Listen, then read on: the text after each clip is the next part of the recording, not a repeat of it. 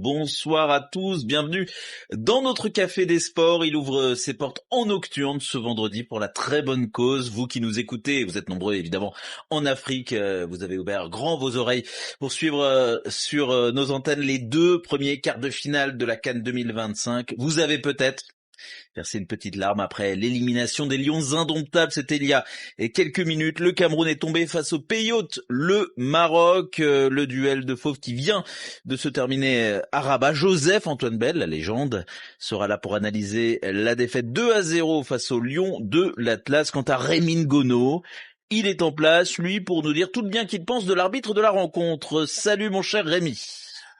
Salut, et à tous les auditeurs également. Je vous salue et surtout, vous avez pu le constater depuis le début de cette compétition. On a constaté qu'on a changé des arbitres à la dernière minute et celui-là était bel et bien en mission. Il ne s'est pas caché.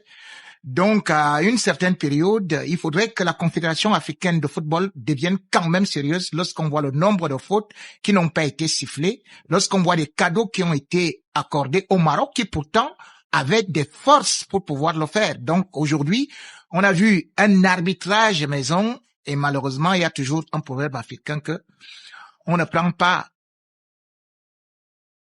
un faucon pour être le juge au procès des poules. Eh ben Rémi, quelques minutes après une défaite des Lions indomptables, c'est quelque chose. Le Maroc donc file lui en demi-finale, tout comme le Sénégal. Le coup de griffe d'Iliman Ndiaye pour envoyer les Lions de la Teranga dans le dernier carré de la CAN. Iliman Ndiaye, unique buteur du choc des voisins face aux Maliens. Des aigles cloués au sol, plombés par leur gardien et leur capitaine. Un autre capitaine est avec nous. Pas du genre à abandonner son équipe. Lui, un ancien demi-finaliste de la CAN, médaille de bronze il y a 10 ans sur le podium, l'ancien léopard Youssouf Moulombou. Salut Youssouf. Salut, bonsoir à tous. Vous allez bien? Bon.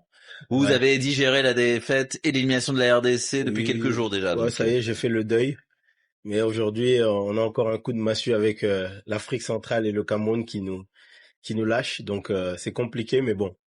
Bon, au Lakers, hein. Voilà. On va quand même essayer de sourire et d'ambiancer le café des sports au menu de ce numéro de Radio Foot également, les deux autres quarts de finale qui arrivent demain, le défi notamment des tenants du titre, les Ivoiriens opposés au pharaon de Mossala. Les stars sont au rendez-vous lors de la CAN. Bon, pour ce soir, en ce qui concerne le Café des Sports, c'est plutôt l'équipe des remplaçants, vous l'aurez compris. Annie Gasnier est sur le chemin du retour. Et puis dans le rôle de Frédéric Suto, on a débauché un certain Victor Bissistrano ce soir. Salut Victor. Salut Hugo, bonsoir à toutes et à tous. Radio Foot, Claude Battista, notre remplaçant de luxe à la réalisation. C'est parti.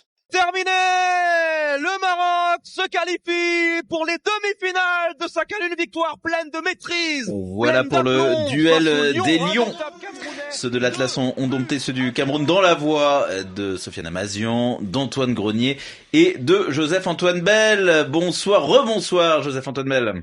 Bonsoir Hugo, bonsoir à tous. Le pays qui poursuit sa route, s'accroche encore et toujours à son rêve, une ambiance de folie. La manière, cette fois pour les Marocains, on peut leur dire bravo.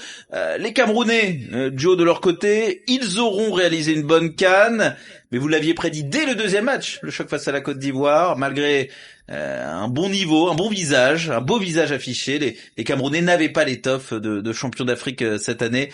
Ils ont touché leurs limites ce soir. Oui, malheureusement, mais bon, c'était prévisible. Je le répète, une CAN, ça ne se prépare pas les 2 dernières semaines. Vous ne pouvez pas faire cela sauf à être déjeuner, et on attendait de voir si la seule équipe qui avait choisi cette voie-là serait celle qui va gagner la CAN. Ce n'était pas possible. Donc, la marche était trop haute pour l'équipe du Cameroun. Maintenant, si on doit juger les uns et les autres, notamment les joueurs et leurs entraîneurs, sur leur performance individuelle, on est obligé à ce moment-là d'affecter le coefficient de difficulté qui tient compte des circonstances dans lesquelles ils sont arrivés là et tout cela. Mais bon, encore une fois, comme observateur, je sais que le trophée, lui, n'a pas de circonstances. La compétition n'a pas de circonstances. Lorsque vous arrivez pour courir votre 100 mètres, si vous n'avez pas bien dormi, c'est votre problème. Si vous ne pouvez pas faire un temps en dessous des 10 secondes, vous serez largué. Donc voilà, vous pouvez toujours vous dire j'avais un petit peu mal à un pied, j'avais la chaussure qui me faisait mal. Bon, ça c'est pour vous, mais la compétition n'a pas d'excuse. Voilà, rattrapé par la réalité sportive. Donc on a dit tout le bien qu'on pensait. Vous avez dit tout le bien que vous pensiez, Hermine Gonneau, de l'arbitre. Joseph-Antoine Bell a parlé du contexte camerounais sur lequel on va pas revenir parce que sinon ça va nous prendre toute la soirée. Néanmoins, quart de finale, une prestation honnête ce soir. Vous retenez quoi? Voilà, c'était le sens de l'histoire. Peut-être que le Maroc passe. Le Maroc était trop fort pour les Camerounais, pour les Lions indomptables ce soir. Le Maroc, soit dit en passant, est la première nation d'Afrique. Le Maroc, parce que les gens voudraient quand même faire comme si les Lions n'ont pas combattu. Et il faut savoir que les Marocains, malgré tout ce qu'on attendait d'eux, c'est 23 fautes. Ils auraient pu être en infériorité numérique s'il n'y avait pas l'arbitre et cela aurait pu changer. Les Marocains, c'est pas que l'arbitrage qui bon, explique en tout cas, c'est 2 tirs cadrés et 2 buts. Donc, ils n'ont pas outrageusement dominé. C'est 6 tirs dans toute la rencontre. Non, on a senti que c'était inéluctable. Bon, mais attends, Hugo. Nous sommes en train de parler d'une équipe qui est la première à sortir le Portugal et aller en demi-finale. Nous sommes en train de parler d'une équipe... Là, vous parlez du Maroc. Du Maroc. Nous sommes en train de parler d'une équipe qui n'a pas perdu un seul match à domicile depuis 38 rencontres. C'est-à-dire 33 victoires et 5 matchs nuls. Alors, la dernière équipe à battre le Maroc à domicile, c'était le Cameroun. Et c'était le 14 novembre 2009 pour, justement, la Coupe du Monde 2010. Et là, il faut savoir que cette équipe du Cameroun avait quand même des mégastars. Et aujourd'hui, le Maroc a des mégastars. Le Cameroun n'a pas de mégastars. Même quand on a battu le Maroc avec Ben Joseph-Antoine au goal, il y avait quand même Roger Mila devant.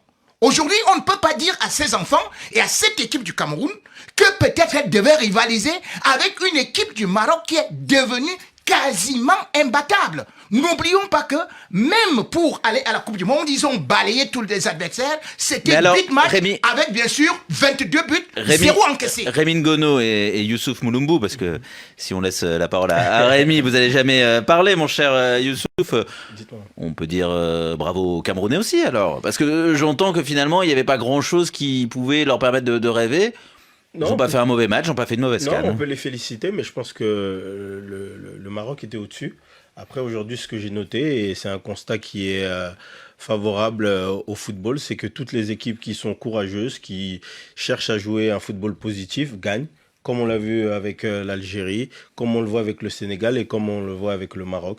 Donc, c'est bien pour l'Afrique parce que tactiquement, déjà, je sens que ces équipes elles sont un peu plus fortes. Et sur le plan du jeu, toutes les équipes qui ont osé, elles ne se sont pas fait contrer, donc elles ont gagné.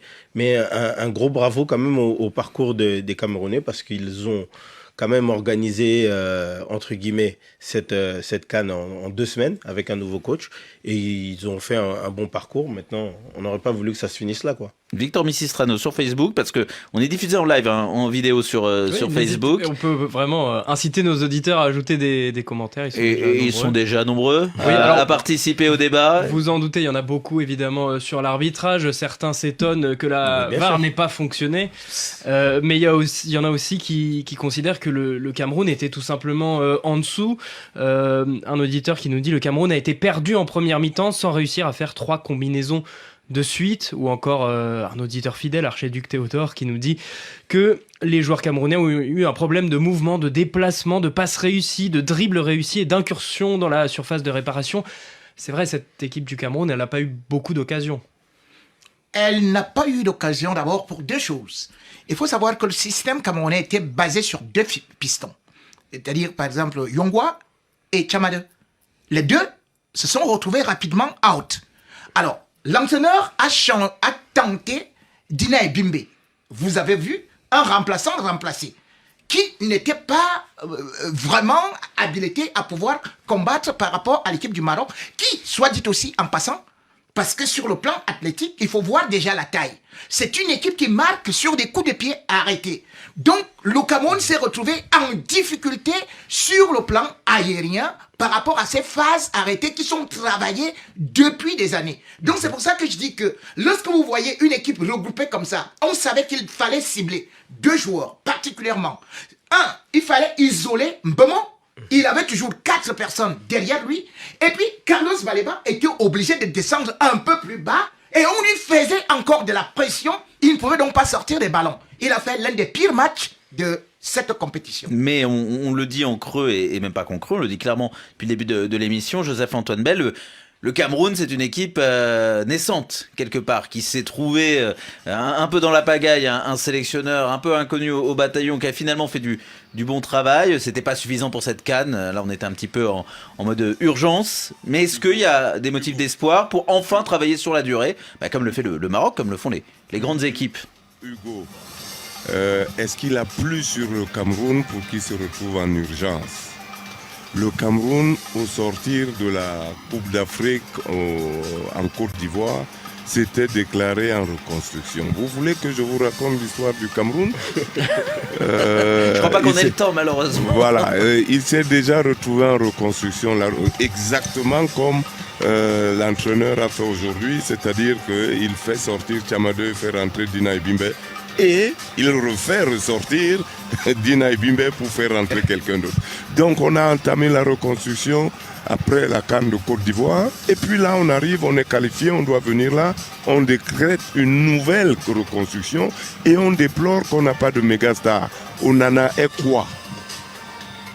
Il est en Turquie avec bien évidemment beaucoup de buts encaissés. Aujourd'hui, on n'en est pas une star. Il ne joue pas dans...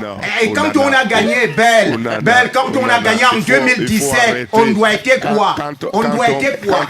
En plus, quand on parle de foot et de gardien de but, je ne veux pas rester à parler avec Rémi Ngolo. Très bien. Je vais partir. Très bien, très bien. On lancera le débat une autre fois. On vous remercie surtout de nous avoir fait vivre et nous avoir fait profiter de vos analyses au Maroc, mon cher Joseph Antoine Bell. Vous continuez à le faire jusqu'à la fin de la Coupe d'Afrique des Nations sur RFI, notre consultant de luxe, grand gardien des Lions indomptables, et qui lui a remporté une CAN dans les années 80 sur les pelouses marocaines. Youssouf Mouloubou, juste un dernier mot. Le Maroc, le premier but, Achraf Hakimi pour la tête d'El Kaabi, et puis Brahim Diaz, 5 buts en 5 matchs, qui marque les stars au rendez-vous, les cadres de cette équipe au rendez-vous, et un match référence pour le pays hôte. Première demi-finale depuis 2004. Exactement, on voit qu'ils ont aussi des automatismes, comme l'a dit Rémi, sur les phases de coups de pied arrêtés. Ils ont été très dangereux, ils ont de la taille. Moi, j'aurais voulu que le Cameroun mette un peu plus de présence physique, mais ça n'a pas été le cas. Et aujourd'hui, le Maroc a répondu présent. Ils ont eu un bon pressing pour aller chercher l'adversaire. Ils ont mis l'intensité qu'il fallait.